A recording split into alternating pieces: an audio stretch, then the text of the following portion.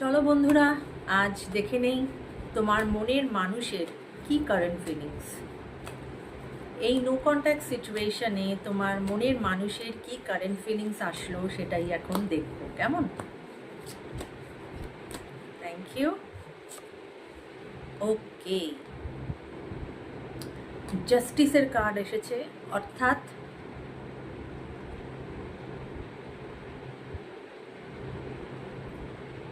তোমরা রিলেশনশিপে জাস্টিস পাবে।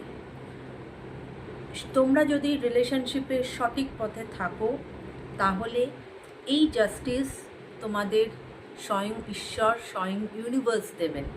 তাই চিন্তা করার কিছু নেই, তোমরা এই রিলেশনশিপে জাস্টিস পাবে।